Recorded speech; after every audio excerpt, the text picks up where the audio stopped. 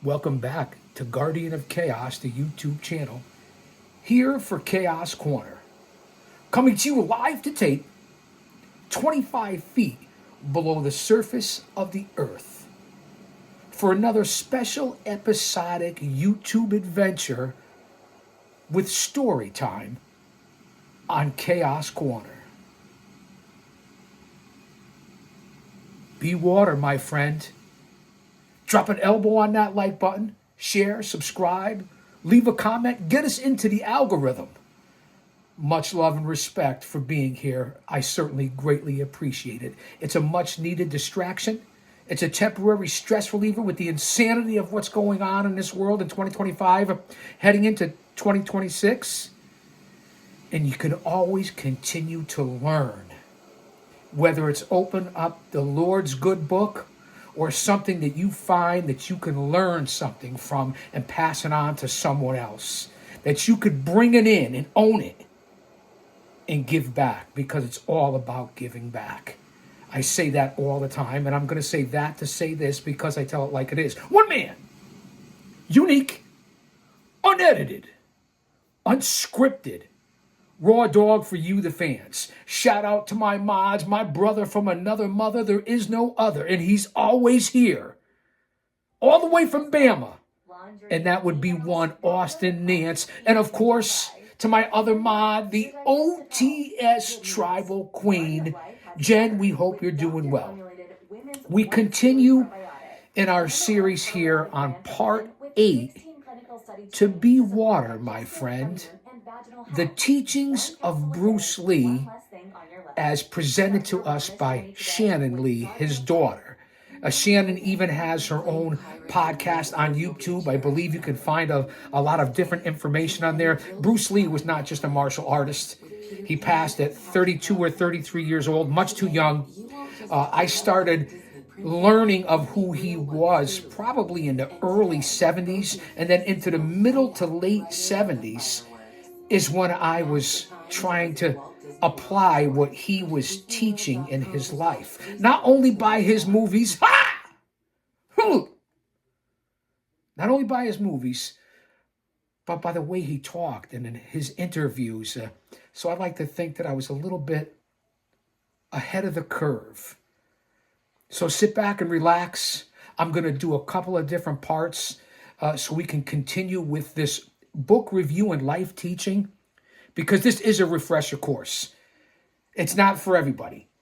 There's people that exercise or people that do meditation or DDP yoga, or they go to the gym, or they do strength training, or they go jogging, or they do calisthenics, or they practice with their own iron meditation ways, if you know what I'm talking about. I don't want to be too crazy here, but this is a good way for you to look at yourself. I'm not saying that going and talking to someone or a counselor or anything like that, like a lot of professionals suggest, wouldn't be for you. But me personally, I don't need an outsider or somebody from a different perspective or a different angle to tell me what I already know. I can learn from someone and people who are the best teachers. Reading, as they used to say, is fundamental. You retain more. It's pen to paper. So I just wanted to point that out. A few little tidbits here before we get going on story time. Again, part 8 of Be Water, my friend. Go back and check out the first 7 parts. They're only about 30 or 35 minutes apiece. I think you will enjoy them. I'm certainly learning a lot, certainly a lot of refreshers and things that I've remembered, but you forget, and it's brought back to you in the insanity of the world that we're living in, and how the world is spiraling right now, from wars to rumors of wars to crime to illegal invasions, everything that you can think of, to AI and everything digital that's coming down the path. I don't want to say the certain words. I don't want to get a shadow banned here, or everything strikes.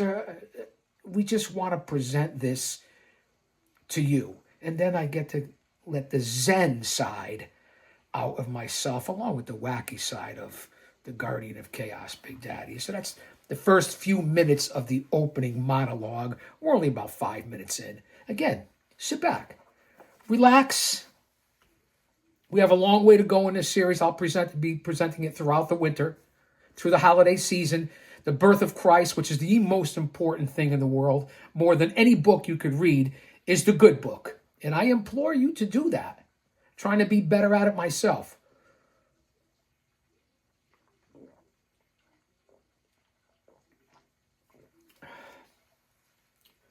Check out the last series of videos I did as well on AEW Full Gear. I did it match by match from the lounge upstairs. It was a nice change of pace. Are you guys ready? Are your notebooks out? Should I give you a second or a minute to go grab your notebook and a snack? Bottle of water? Yeah?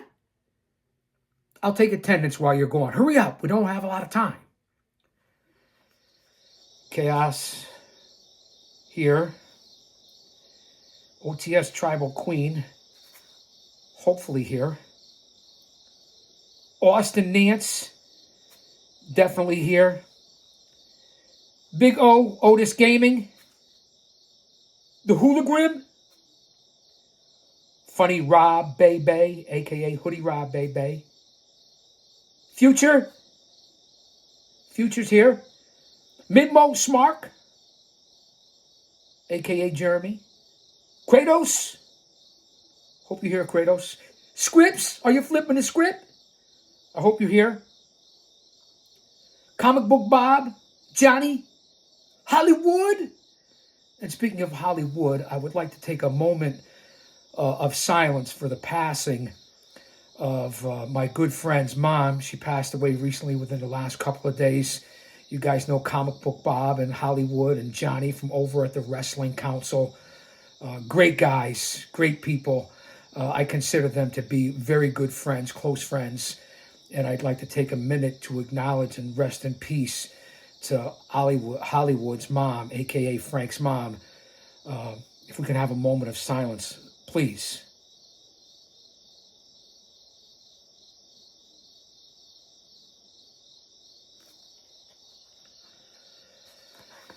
Rest in peace.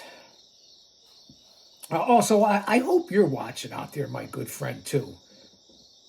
Rick Del Santo from PWI and the Rick Del Santo Show. I know that you're very busy. Comes from a great family. He's a great man. He has an excellent YouTube channel. Follow all these guys that I mentioned on YouTube. Even the major league players on YouTube, like JD from Off the Script. The Solomonster, Don Tony, the Chi-Town Smark. Those are all the community that I'm involved with on more than just a level of social media, I would like to say. So I hope everyone's doing well. I'm praying for all of you, especially you, Jen.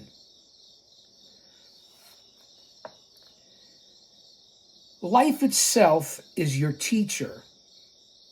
And you are in a constant state of learning. You're basically the eternal student. The classical mess. By 1964, at that point, I had already been born. I don't know, I might have been a year or two old. How could you forget these things, Chaos? Well, that's why I'm reading Be Water, My Friend. By 1964, my father had established his second martial arts school in Oakland, California. He was married to my mom, and they were expecting their first child, my brother, Brandon Lee. My father's schools in Seattle and now Oakland, called the Jun Fan Gung Fu, let me say that again, the Jun Fan Gung Fu Institutes, were teaching a slightly modified form of Wing Chun, the martial art he had learned in Hong Kong as a teenager. I say slightly modified. And again, if you saw his, you can get a lot of his stuff, his interviews, not the teachings, but the interviews and where he was coming from on YouTube. Very nondescript, but you can get it on YouTube. Why would you when you can come here and be entertained by me? So you're better off when you walk out of here than when you fucking walked in here. so you can hold on an actual conversation and know what you're talking about at your next venue or Christmas party or the water cooler or an office party or a pub or a tavern or a restaurant.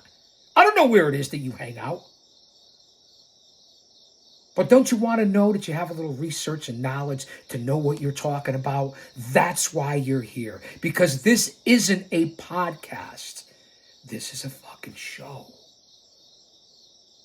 Not better. Unique.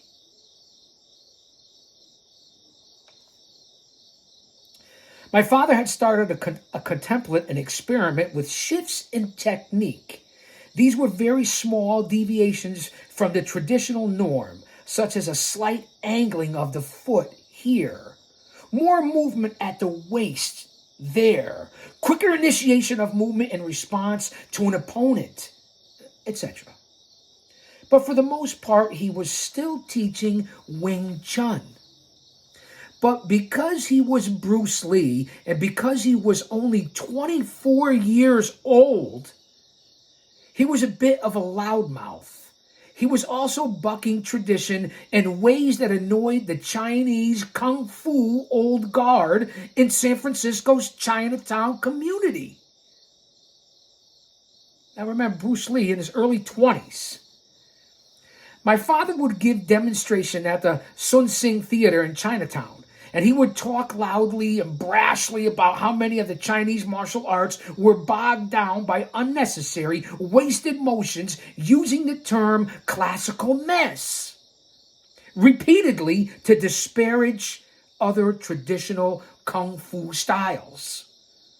He would then challenge people to come up on stage and see if they could best his technique. Technique. It's all about technique. Whether you're in the weight room, the wrestling ring, on the field, or in the classroom. It's all about technique in life.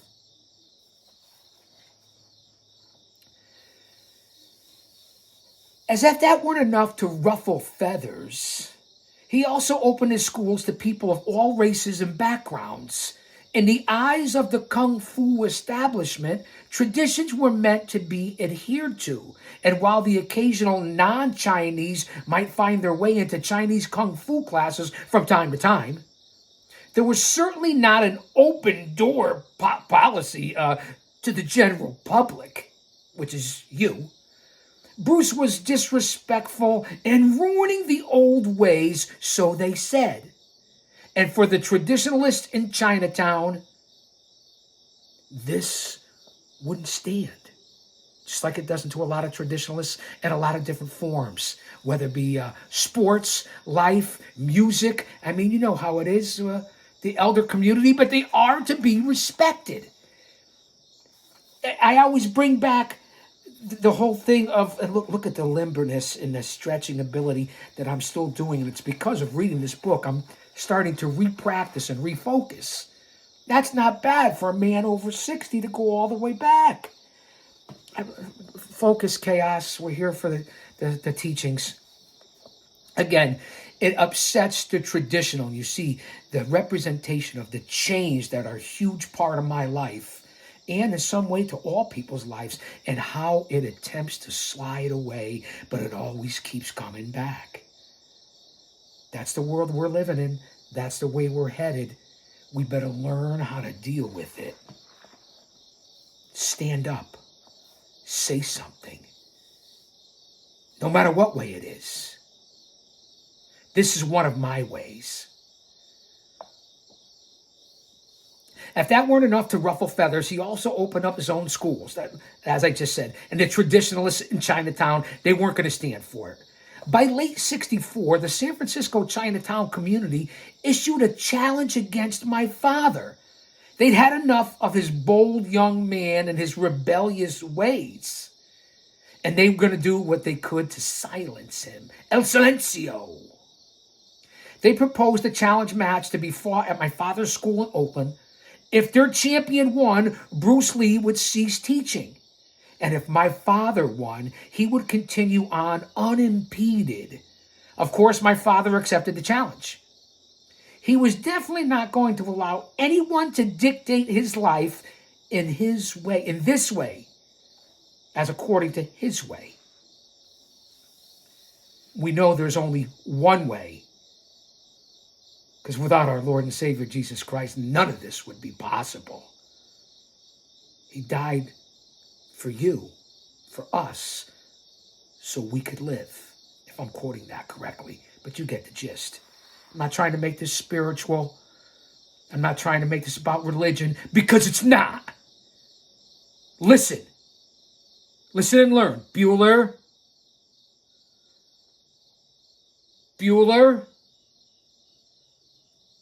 Anyone? I told you I wasn't finished taking attendance. Hello? McFly? Is anybody home? Don't get offended, man. Don't turn off the channel. Don't change the channel. Don't get offended. You need to hear this. Again, he wasn't going to allow anyone to dictate his life. He had faith in his ability, and there was no way he wasn't going to stand up for himself and his beliefs, no matter the outcome. It may sound like something out of a movie, but this was real life for my family. My mother, who was several months pregnant at the time, was there for the fight, along with my father's good friend and assistant instructor, James Lee, who has since passed. The group from Chinatown, which were several in number, it's all about the numbers game, no matter what you're talking about in life, isn't it? Always seem to be about the numbers game. Which were several in number, as I stated, assembled at my father's school in November of 1964 for the match. They presented their champion, a random fighter who they selected because of his prowess to lay down the rules, but who was not engaged in the matter directly. And then they began to lay down the rules. No eye gouging, no shots to the groin, no this, no that. This is where my father stopped them. Full stop. There would be no rules. This isn't scripted, choreographed physicality, theater, or pro wrestling. Listen up to a lot of you on here that are pro wrestling fans. And when I present this different content for you to consume, it's my way of giving back. I consider myself a carpenter. My father proclaimed if they were indeed seeking to threaten his livelihood and attempt to shut down a very essential part of his being, then the match would have to be a real fight. With nothing held back, the fight would end with a knockout or a submission. That was it. The Chinatown guys conferred briefly and agreed. Everyone moved to the side of the room, and without further ado, my father came out swinging. The fight itself was very unorthodox. After the exchange of initial blows, the opponent took off running with my father trying to grab a hold of him and attack from the back. Traditional technique had taken a back seat to survival, which it usually does. And the blows were sloppy and a bit wild, which it usually is. Take it from experience. Trust me, I know. The fight lasted all about 3 minutes, which is usually what they are, or less.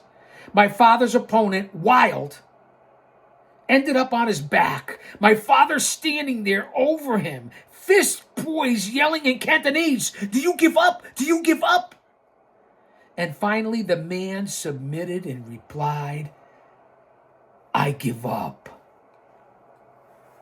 After everyone had left, my father sat outside his school on the curb.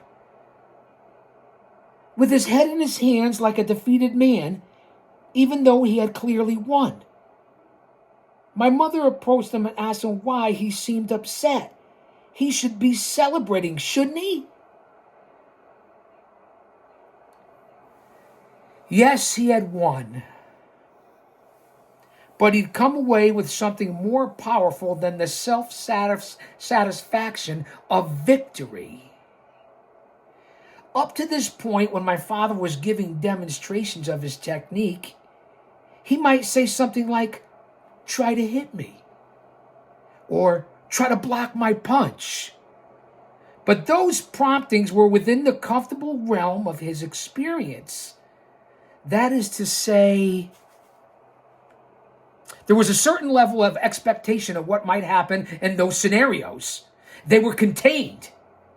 But this fight had been different. It had tested him in a new way. First of all, he had had to chase this man around the room. Not something you usually have to do in a fight, that's for sure. And he'd become winded. As you can see, I'm also recovering and getting my wind and my stamina back. The over 50, over 60 demo god, the old man brand. Thank you, Bruce Lee. Secondly, he had to attack someone from the rear who was running away. Also not something anyone practices in martial arts. And finally, they had done away with traditional stances and rules, an exchange of measured blows. He still had not been totally prepared for what had occurred. And this is Bruce Lee. Not just a man of physicality, a man of mind, of spirit, of teaching. The fight had shown him things about himself that he had not previously known, particularly that he was not in great physical condition. Don't get me wrong, he was in fine shape. Hello, McFly. But he had attained that shape through the practicing of martial arts techniques only.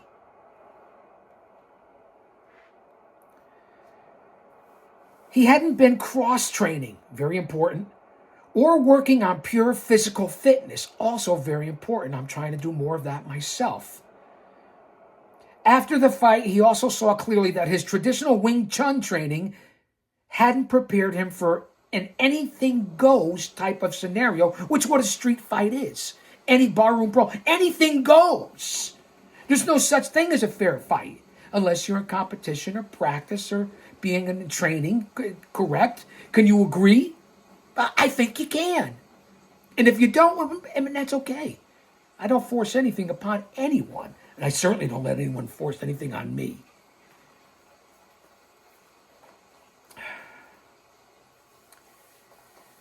Okay, let's get back to where we were. It's an unbelievable read here. Teachings. He hadn't been cross-training. We saw that, and what the traditional Wing Chun that he was training was, that was just training. It wasn't anything goes scenario is where we were. He had still won. He'd kept his cool, and he delivered blows.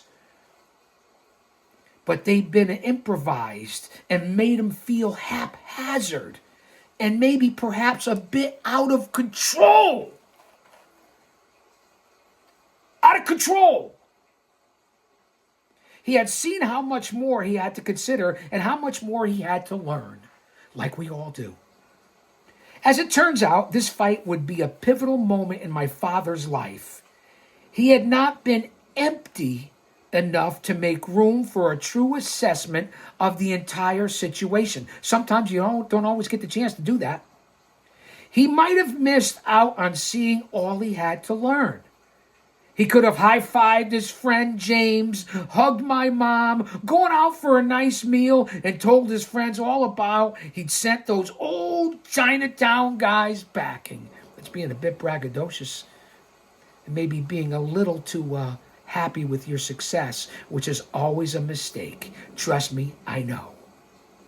But then you probably wouldn't know his name today, and I certainly wouldn't be writing this book, and I certainly wouldn't be reviewing this book and teaching out of this book.